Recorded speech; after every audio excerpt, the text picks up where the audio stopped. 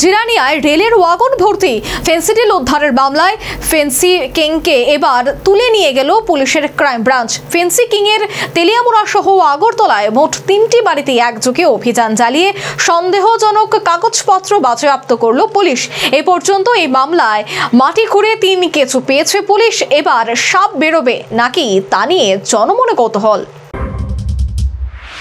জিরানিয়ায় rail wagon ভর্তি Phensedyl উদ্ধারের ঘটনা রাজ্যে এই পর্যন্ত যে কোনো নেশা পাচার বাণিজ্যের ক্ষেত্রে গা হিম করা ঘটনা। বিশেষ করে সামাজিক মাধ্যমে এই ফেন্সিডিল উদ্ধার মামলায় রাজ্যের একাংশ প্রভাবশালীদের নাম ভাইরাল হওয়ায় তা নিয়ে জনমানসে নানান প্রশ্ন ও কৌতূহল তৈরি হয়েছে। ইতিমধ্যে পুলিশের ক্রাইম ব্রাঞ্চ এই মামলায় 3 জনকে গ্রেফতার করেছে। সর্বশেষ যথাক্রমে দিল্লি এবং কলকাতা থেকে পরপর 2 জনকে ক্রাইম ব্রাঞ্চের পুলিশ গ্রেফতার করে ট্রানজিট রিমান্ডে ত্রিপুরায় এনেছে। ধৃতদের জিজ্ঞাসাবাদ বলে নতুন সুরাক হিসেবে এবার উঠে এসেছে রাজ্যের ফ্যান্সি কিং হিসেবে পরিচিত মান্তুনু সাহার নাম।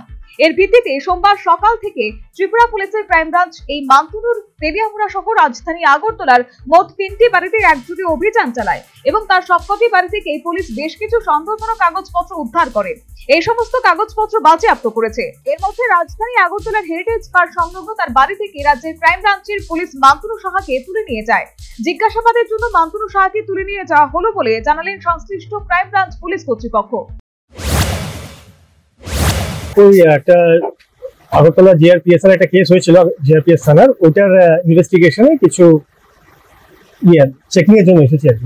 এখন পর্যন্ত কতজন করা হয়েছে? এখন পর্যন্ত 3 জন অ্যারেস্ট হয়েছে কেসে। আজকে কার বাড়িতে আসছেন, কাকে আটক করলেন? আটক করা কোচিং এর জন্য একজন মিস্টার মান্তুনু সাহা আছেন, এটা জিজ্ঞাসাবাদের জন্য রুটিন। কিছু উদ্ধার করা হয়েছে বা কোনো এটা এখন সাবজেক্ট টু ইনকোয়ারি হবে। মানে একটু কয়টা বাড়িতে অভিযানটা? 3টে। কি কি পেয়েছেন?